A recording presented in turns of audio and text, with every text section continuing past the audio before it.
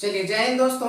आप सबों को मैं अपने YouTube चैनल पे स्वागत करता हूं। काफ़ी दिनों के बाद आप सबों के बीच फिर से आप सबों के बीच आए हैं और मजबूरी ये है कि आप लोगों का करंट अफेयर्स का क्लास जो चल रहा था वो पीपीटी जो आपका टेक्निकल टीम बनाते हैं वो पीपीटी बनाने वाले नहीं है, किसी काम से वो दिल्ली गए हैं। इसलिए आप लोग का शाम के 7 बजे जो करंट अफेयर्स का लाइव क्लास चल रहा था वो फिलहाल कुछ दिनों के लिए और भी बंद रहेगा। जैसे ही वो आएंगे उसके बाद आप लोग के करंट अफेयर्स के सीरीज को लाइव क्लास जो 7 बजे शाम में चल रहा था उसको प्रारंभ कर दिया जाएगा। तो ये जो आज आप लोगों के वीडियो लेकर के आए हैं आप सबों के लिए वीडियो अभी जो ग्रुप डी का एग्जाम चल रहा है उसके लिए और आगामी एसएससी जीडी का एग्जाम आने वाला है, क्योंकि भारी मात्रा में लगभग 50,000 फॉर्म जो है वो एसएससी जीडी में आने वाले हैं और आगे बिहार पुलिस और दरोगा इसके लिए भी ये वीडियो जो होगा आप लोगों के लिए सारा प्रश्न जो होगा वो महत्वपूर्ण होगा। तो चलिए पहले क्वेश्चन की तरफ बढ़ते हैं। पहला क्वेश्चन देखिए आप लोग के स्क्रीन के ऊपर लगा हुआ है। इससे इस क्वेश्चन के से जो अन्य जानकारी जो और अन्य सब प्रश्न बनेंगे ना वो सारे प्रश्न भी आप सबों के बीच बताएंगे। चलिए, तो पहला क्वेश्चन है आपके स्क्रीन के ऊपर। पहला क्वेश्चन जो है क्वेश्चन है कि आईपीएल 2022 में सर्वाधिक रन किसने बनाया है। ये जो आईपीएल 2022 हुआ है ना इसमें सर्वाधिक रन किसने बनाया है ये आपसे क्वेश्चन पूछा गया है, इसका आंसर बताना है। तो सर्वाधिक रन जो बनाया है ना ये बटलर है। कौन बनाए थे? बटलर के द्वारा जो है सर्वाधिक, जॉस बटलर जो है उसके द्वारा सर्वाधिक रन बनाया गया था। अब पूछ सकता है आपको ये संस्करण कौन सा था। ये जो संस्करण मैच हुआ था ना ये किस नंबर का मैच खेला गया था? तो याद रखिएगा 15वां संस्करण था। और आईपीएल की शुरुआत यदि पूछा जाए कि आईपीएल की शुरुआत कब हुई थी 2008 में, याद रखिएगा आईपीएल की शुरुआत कब हुई थी 2008 में शुरुआत हुआ था। और ये संस्करण नंबर कितना हो जाएगा? संस्करण ये 15वां हो जाएगा। अब यहाँ से आपको पूछ सकता है विजेता टीम इस बार का कौन है, किसने ये ट्रॉफी अपने नाम किया आईपीएल 15वां संस्करण। विजेता और उपविजेता ये दोनों आप लोग को याद रखना पड़ेगा। विजेता यदि बात करेंगे तो गुजरात हो जाएगा। गुजरात जिसके हार्दिक पांड्या जो है कैप्टन थे। इसके कैप्टन कौन थे? हार्दिक पांड्या। हार्दिक पांड्या कैप्टन थे। इन्होंने पहली बार ये टीम बना था, पहली बार ये टीम बना है और पहली बार ही विजेता बन गया है। पहली बार टीम बना गुजरात और पहली बार ये विजेता बन गया। अब किसको हरा करके जीता है? तो याद रखिए उपविजेता यहाँ पर हो जाएगा राजस्थान। राजस्थान रॉयल्स की टीम को जो है ना हरा कर जो है ना पहली बार टीम बना और पहली बार में ही आईपीएल का खिताब जीत लिया है। इस बात को आप लोग को याद रखना है। तो विजेता पूछा जाएगा तो गुजरात हो जाएगा, उपविजेता पूछा जाएगा राजस्थान हो जाएगा। संस्करण कौन सा हुआ? 15वां संस्करण हुआ था। शुरुआत हुआ था आईपीएल का 2008 में। और रन सबसे ज्यादा किसने बनाए हैं? तो जॉस बटलर, याद रखिएगा। तो सबसे ज्यादा रन बनाने वाले आईपीएल के खिलाड़ी कौन हो जाएंगे? जॉस बटलर हो जाएंगे। चलिए अगले क्वेश्चन की तरफ। अगला क्वेश्चन देखिए आपसे कौन पूछा गया है, उस क्वेश्चन का आंसर देखते क्या निकलता है। चलिए अगला महत्वपूर्ण क्वेश्चन है, बहुत अच्छा क्वेश्चन पूछा गया है। इस क्वेश्चन में देखिए मुख्य न्यायाधीश की नियुक्ति कौन करता है? मुख्य न्यायाधीश की नियुक्ति कौन करेगा? सर्वोच्च न्यायालय के मुख्य न्यायाधीश की तो याद रखिएगा राष्ट्रपति करते हैं। किसके द्वारा किया जाता है? मुख्य न्यायाधीश की नियुक्ति किया जाता है राष्ट्रपति के द्वारा। इस बात को आप लोग को याद रखना है। अब पूछा जाएगा कि सर्वोच्च न्यायालय किस अनुच्छेद में है। सर्वोच्च न्यायालय पूछा जाए ना किस अनुच्छेद में है? सर्वोच्च न्यायालय यदि पूछा जाए आपसे कि सर्वोच्च न्यायालय किस अनुच्छेद में है तो ये आपको याद रखना 124 हो जाएगा। 124 हो जाएगा। और यहीं पर आपको यदि पूछ दिया जाए कि उच्च न्यायालय किस अनुच्छेद में है तो एक को उठा के बीच में देना है, 214 हो जाएगा। एक को उठा के बीच में देना है। और जिला न्यायालय यदि आपसे पूछा जाए तो वो 233 हो जाता है। सर्वोच्च न्यायालय कितना अनुच्छेद में? 124 में है। और उच्च न्यायालय कितना में हो जाएगा? 214 में हो जाएगा। अभी वर्तमान में सर्वोच्च न्यायालय के 49वां मुख्य न्यायाधीश बना है कौन? वो आप लोग को याद रखना है यूयू ललित, याद रखिएगा। यूयू ललित जो है ये वर्तमान में जो 49वें मुख्य न्यायाधीश थे कौन? भारत के 49वें मुख्य न्यायाधीश बने हैं सर्वोच्च न्यायालय के यूयू ललित। और 48वां कौन थे? 48वां आप लोग को कमेंट बॉक्स में लिख के बताना है कि यूयू ललित से पहले भारत के 48वें मुख्य न्यायाधीश कौन थे। आप लोग को कमेंट बॉक्स में लिख करके बताना है। अब यदि पूछा जाए इसको शपथ कौन दिलाएगा? सर्वोच्च न्यायालय के मुख्य न्यायाधीश को शपथ कौन दिलाता है? शपथ यदि पूछा जाए मुख्य न्यायाधीश को शपथ कौन दिलाएगा? शपथ की यदि बात करेंगे तो राष्ट्रपति दिलाते हैं। राष्ट्रपति दिलाते हैं। और यदि पूछा जाए राष्ट्रपति को शपथ कौन दिलाता है? राष्ट्रपति को शपथ की यदि बात करेंगे तो सर्वोच्च न्यायालय के मुख्य न्यायाधीश। सर्वोच्च न्यायालय के कौन दिलाएंगे? सर्वोच्च न्यायालय के जो है मुख्य न्यायाधीश के द्वारा जो है ये शपथ दिलाया जाता है। किसको? तो याद रखिएगा राष्ट्रपति को शपथ दिलाया जाता है। इस बात को भी आप लोग को याद रखना पड़ेगा। अब सर्वोच्च न्यायालय के मुख्य न्यायाधीश का कार्यकाल कितने वर्ष का होता है, तो याद रखिएगा इसका इसका जो उम्र सीमा रिटायर्ड होने का कितना है सर्वोच्च न्यायालय के मुख्य न्यायाधीश का, तो याद रखिएगा 65 वर्ष। जब 65 वर्ष की आयु को ये पूरा कर लेंगे ना, जब 65 वर्ष की आयु को ये पूरा कर लेंगे तो ये जो है ना रिटायर हो जाते हैं। इसकी रिटायर होने की उम्र सीमा कितना हो जाएगा, 65 वर्ष हो जाएगा। यदि बात करेंगे भारत में कितने सर्वोच्च न्यायालय है, तो एक सर्वोच्च न्यायालय है। सर्वोच्च न्यायालय कहाँ पर है, सर्वोच्च न्यायालय यदि पूछा जाए ये कहाँ पर हो जाएगा, तो ये हो जाएगा आपको दिल्ली के अंदर है। दिल्ली के अंदर भारत में सर्वोच्च न्यायालय। टोटल उच्च न्यायालय पूछा जाए भी वर्तमान में उच्च न्यायालय टोटल कितना है, तो 25 है। इस बात को भी आप सबों को याद रखना पड़ेगा। और भारत में प्रथम सर्वोच्च न्यायालय का गठन कब हुआ था, तो याद रखना है ये हुआ था 1773 के रेगुलेटिंग एक्ट के तहत। 1773 के रेगुलेटिंग एक्ट के तहत 1774 में कलकत्ता में स्थापित किया गया था प्रथम सर्वोच्च न्यायालय। आजादी की पहले की बात कर रही है। 1773 के रेगुलेटिंग एक्ट के तहत जो है 1774 में स्थापित हुआ था। कहां पर, तो कोलकाता। आप लोग को याद रखना कोलकाता में स्थापित हुआ था, जिसके प्रथम मुख्य न्यायाधीश थे एलिजा एमपी। किसके समय गवर्नर कौन था, वारेन हेस्टिंग। आप लोग को याद रखना उस समय गवर्नर थे वारेन हेस्टिंग। लेकिन स्वतंत्रता की बात यदि बात किया जाए कि स्वतंत्रता प्राप्ति के बाद सर्वोच्च न्यायालय का गठन कब हुआ था, तो स्वतंत्रता प्राप्ति के बाद सर्वोच्च न्यायालय का गठन हुआ था दिल्ली में 1950 ईस्वी में। किस अधिनियम के तहत, तो 1935 के भारत शासन अधिनियम के तहत। 1935 के भारत शासन अधिनियम के तहत जो है ना 1950 में दिल्ली में स्थापित किया गया था सर्वोच्च न्यायालय, जिसके मुख्य न्यायाधीश कौन थे, प्रथम मुख्य न्यायाधीश हीरालाल जेकानिया हो जाएगा, हीरालाल जेकानिया। इस पॉइंट सबको भी आप सबको नोट डाउन करते जाना है। चलिए अगले क्वेश्चन की तरफ। अगला क्वेश्चन देखिए आपसे क्या पूछा गया है। अगला क्वेश्चन है अमाशय में कौन सा अम्ल होता है। बहुत अच्छा क्वेश्चन है, कई बार एग्जाम में पूछा गया है। अमाशय में होता है HCl अम्ल। कौन सा अम्ल हो जाएगा, HCl। अमाशय को हम लोग पेट बोलते हैं। इसका फुल फॉर्म यदि पूछा जाए हाइड्रोक्लोरिक अम्ल हो जाएगा। हाइड्रोक्लोरिक अम्ल याद रखिएगा, क्लोरिक एसिड हो जाएगा। हाइड्रोक्लोरिक एसिड होता है, अम्ल होता है। इस बात को आप लोगों को याद रखना पड़ेगा। हमेशा अमाशय में पूछा जाएगा या उदर में पूछा जाए, पेट में पूछा जाए कौन सा अम्ल, तो HCl अम्ल हो जाएगा। चलिए अगले क्वेश्चन की तरफ बढ़ते हैं। अगला क्वेश्चन देखिए क्या पूछा गया, प्रोटीन किसका बहुलक है। बहुत अच्छा क्वेश्चन है, पूछा गया प्रोटीन किसका बहुलक है, एमिनो एसिड का। किसका हो जाएगा, अमीनो एसिड का बहुलक हो जाएगा। इस बात को याद रखना है, प्रोटीन किसका बहुलक है, एमिनो एसिड का।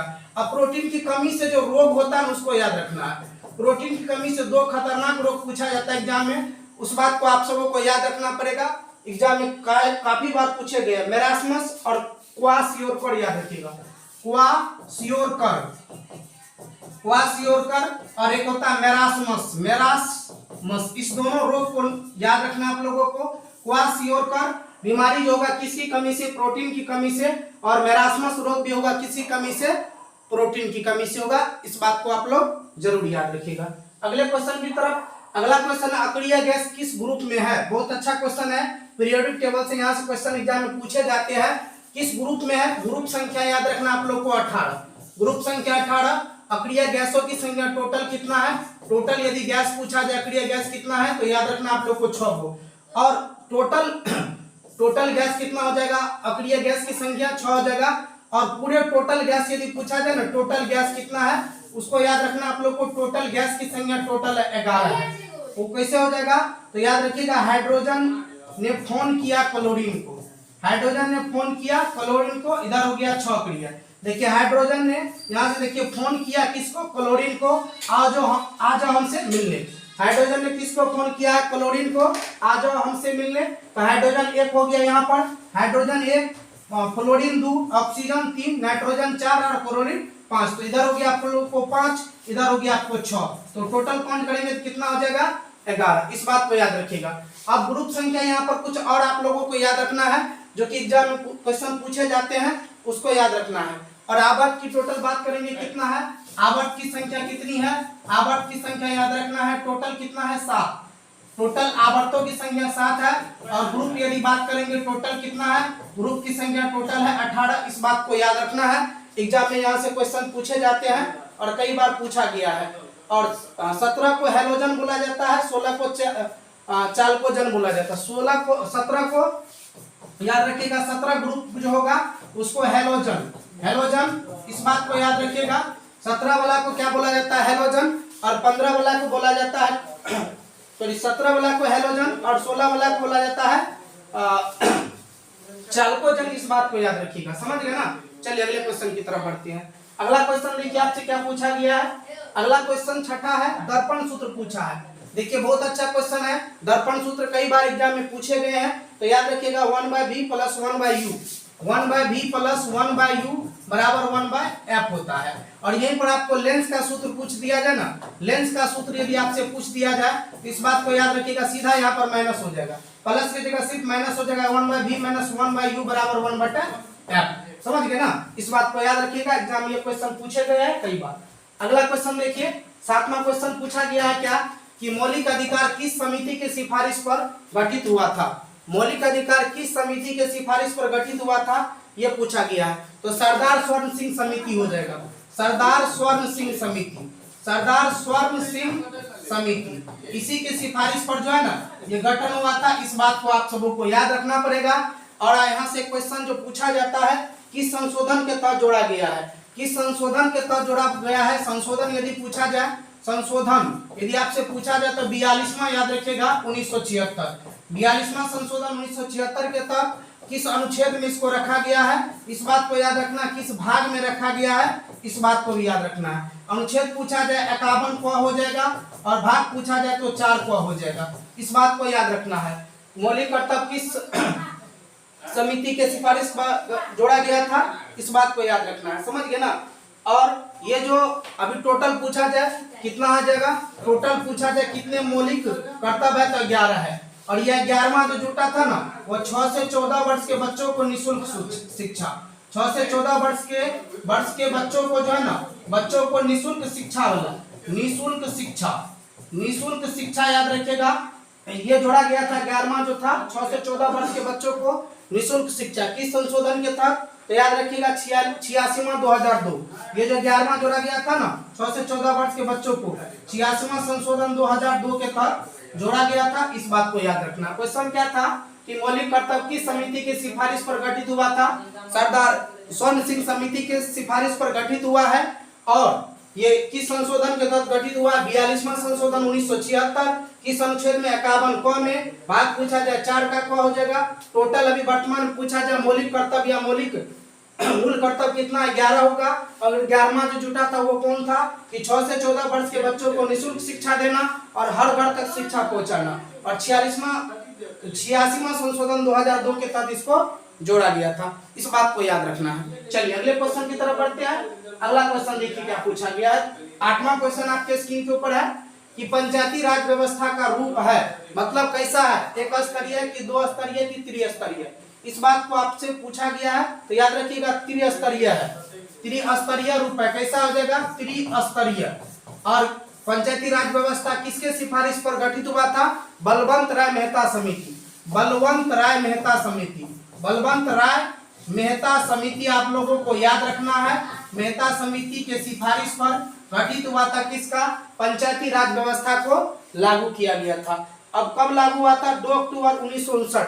लागू कब हुआ था, लागू 2 अक्टूबर याद रखना है, 2 अक्टूबर 1959। कहां से, 2 अक्टूबर 1959 आप लोगों को याद रखना पड़ेगा। 1959 में स्थान पूछा जाए नागौर, नागौर कहां पर पड़ता है, राजस्थान के अंदर पड़ता है, राजस्थान आप लोगों को याद रखना पड़ेगा। 2 अक्टूबर 1959 को जो है ना पंचायती राज व्यवस्था लागू हुआ था नागौर राजस्थान में, इस बात को याद रखना है, समझ गया ना, इस बात को याद रखना है। किस संशोधन के तहत जोड़ा हुआ था, तो याद रखना 73वां संशोधन, 73वां संशोधन पूछा जाए ना, संशोधन पूछा जाए आपसे तो 73वां याद रखिएगा 1992, 73वां संशोधन 1992 के तहत जो है ना ये पंचायती राज व्यवस्था भारत में लागू किया गया था। किस राज्य में, तो राजस्थान राज्य में। और इसके साथ कौन सी अनुसूची जोड़ी गई थी, अनुसूची जो जोड़ा गया था इसके तहत, अनुसूची पूछा जाए कौन सी अनुसूची जोड़ी गई थी, 11वीं अनुसूची जोड़ी गई थी। टोटल अनुसूची की संख्या कितना है, 12 है, टोटल अनुसूची की संख्या कितना है, 12 है। और यदि मूल संविधान में पहले पूछा जाए कितना था तो 8 था, वर्तमान में पूछा जाए टोटल अनुसूची कितना हो जाएगा, तो अभी हो जाएगा 12 हो जाएगा वर्तमान में। चलिए अगले क्वेश्चन की तरफ बढ़ते हैं। अगला क्वेश्चन देखिए आपसे क्या पूछा गया है। अगला क्वेश्चन है कि उत्तल लेंस में यू और भी दिया हुआ है, तो P बराबर पूछा है, तो P बराबर क्या हो जाएगा 1/f हो जाएगा। P बराबर यहाँ पर क्या हो जाएगा 1/f हो जाएगा। उत्तल लेंस में पूछा गया है कि लेंस, उत्तल लेंस में आपको U और V दिया हुआ है, तो P बराबर पूछा है। P बराबर मतलब पावर बराबर, पावर बराबर आप लोगों को पता है फॉर्मूला होता है 1/f हो जाएगा। चलिए अगला क्वेश्चन देखिए, सिंधी भाषा किस संशोधन के तहत जोड़ा गया था। सिंधी भाषा जो है ना वो किस संशोधन के तहत जोड़ा गया था, आपसे ये क्वेश्चन पूछा है, इसका आंसर बताना है। देखिए सिंधी भाषा किस संशोधन के तहत जोड़ा गया था, ये आपसे क्वेश्चन पूछा गया है, तो ये हो जाएगा आपको 21वां संशोधन 1967। कौन सा हो जाएगा 21वां संशोधन हो जाएगा 1967। 21वां संशोधन 1967 हो जाएगा। इसी के तहत जो जोड़ा गया है क्या, तो याद रखना है जोड़ा गया है सिंधी भाषा, इस बात को याद रखना है। तो 14 पहले भाषा था ना, पहले भाषा कितना था, पहले भाषा था कितना, पहले भाषा था 14 और एक जुटा है बाद में सिंधी, तो कितना हो गया, सिंधी जुटा है तो हो गया टोटल कितना 15 भाषा हो गया। टोटल कितना भाषा हो गया अभी बढ़ते जुटने के बाद, तो 15 हो गया। उसके बाद 71वां संशोधन के तहत 16, 17 और 18 ये किस संशोधन के तहत, 71वां संशोधन के तहत जोड़ा गया था। 71वां संशोधन के तहत 15 से 3 और जुटा है 18। वो कौन, नेपाली, मणिपुरी, कोंकणी, कौन नेपाली याद रखना है, उसके बाद मणिपुरी याद रखना है, उसके बाद याद रखना है कोंकणी। ये तीनों भाषा जुड़ा था किस संशोधन के तहत, 71वां संशोधन के तहत जोड़ा गया था, इस बात को याद रखना है। और उसके बाद 92वां संशोधन तहत जोड़ा गया है और 92वां संशोधन हुआ है, इसके तहत 3 भाषा और जोड़ा गया है। वो कौन है, 3 नहीं, इसके साथ 4 जोड़ा गया है, बोडो, डोंगरी, मैथिली, संथाली। कौन, बोडो याद रखना है, उसके बाद डोंगरी याद रखना है, उसके बाद मैथिली याद रखना है, उसके बाद आप लोग को याद रखना है संथाली। ये चारों भाषा जो रहता है किस संशोधन के तहत, 92वां संशोधन के तहत। तो टोटल भाषा अभी कितना हो गया, टोटल हो गया 22। टोटल भाषा पूछा जाए कितना हो जाएगा 22 हो जाएगा। देखिए फिर से रिकॉल कर देते हैं, सिंधी भाषा किस संशोधन के तहत जोड़ा गया है, तो 21वां संशोधन 1967 के तहत। 21वां संशोधन 1967 के तहत जोड़ा गया। तो पहले भाषा कितना था 14, सिंधी जोड़ा कितना हो गया 15। उसके बाद 16, 17, 18 नेपाली, मणिपुरी, कोंकणी 71वां संशोधन के तहत। उसके बाद 92वां संशोधन के तहत बोडो, डोंगरी, मैथिली और संथाली। टोटल भाषा कितना हो गया, अब टोटल भाषा की संख्या हो गया 22। वायुमंडल की परत कितनी है, ये क्वेश्चन पूछा गया है। वायुमंडल की परत कितनी है, ये क्वेश्चन आपसे पूछा गया है, ये आप लोगों को बताना है। वायुमंडल की परत कितना है, तो 5 परत है। 5 परत है, इस पांचों परत को हम जो है ना आप लोग को डायग्राम के माध्यम से बता देते हैं। देखिए ये आपका पृथ्वी हो गया, ये पृथ्वी हो गया। अब देखिए पहला परत इसके बीच हो जाएगा, उसके बाद सभी परतों को हम दिखा देंगे। पृथ्वी के नजदीक जो परत होगा उसको क्या बोलेंगे हम लोग, क्षोभ मंडल बोलेंगे। ये कौन सा मंडल हो जाएगा, क्षोभ मंडल याद रखना है, क्षोभ मंडल हो जाएगा। क्षोभ मंडल के बाद उसके ऊपरी मंडल जो होगा उसको हम लोग बोलते हैं समताप, समताप हो जाएगा, ये समताप मंडल हो गया। उसके बाद ये बीच वाला हो जाएगा मध्य मंडल, उसके बाद हो जाएगा ये आयन मंडल, और उसके बाद ये जो हो जाएगा बढ़ी मंडल। इस बात को याद रखना, ये पांचों मंडल है, समझ गए ना। आंधी तूफान किस मंडल में आते हैं, आंधी तूफान यदि बात करेंगे, आंधी तूफान, वर्षा, ये सब किस मंडल में होता है, ये होता है क्षोभ मंडल में। वायुयान किस मंडल में उड़ते हैं, ये आपसे क्वेश्चन कई बार पूछा गया एग्जाम में, इस बात को याद रखना है। वायुयान किस मंडल में उड़ते हैं, समताप मंडल में। वायुयान किस मंडल में उड़ते हैं, वायुयान यदि पूछा जाए वायुयान समताप मंडल में उड़ते हैं। और यहीं पर होता है आपको ये ओजोन परत भी पाई जाती है, ओजोन परत पाई जाती है, इस बात को याद रखना है। और ओजोन परत का काम क्या है, यूवी रेज जो आता है इससे रक्षा करता है। अल्ट्रावायलेट रेज जो आता है वो रक्षा कौन करता है, समताप मंडल में ओजोन परत जो है ये रक्षा करते हैं, इस बात को आप लोगों को याद रखना है। और तापमान कम कहां पर हो जाएगा, मध्य मंडल में। तापमान यहाँ पर कम होगा, टेम्परेचर यहाँ पर क्या होगा, टेम्परेचर याद रखिएगा यहाँ पर क्या होगा, कम होगा। और संचार कहाँ स्थापित किए जाएंगे, संचार उपग्रह सब जो है वो आयन मंडल में हो जाएगा। इस बात को आप सबों को याद रखना है, एग्जाम में कई बार यहाँ से क्वेश्चन पूछे गए हैं। चलिए अगले क्वेश्चन की तरफ बढ़ते हैं, बस लास्ट क्वेश्चन था बस यही आप लोगों का लास्ट क्वेश्चन था।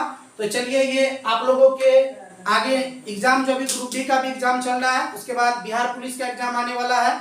जल्द ही बिहार पुलिस का फॉर्म अप्लाई होगा, बिहार दरोगा का अप्लाई होगा, एसएससी जीडी आने वाले हैं और सिविल कोर्ट का फॉर्म भी आया है। तो सभी एग्जाम के लिए सारे प्रश्न महत्वपूर्ण है।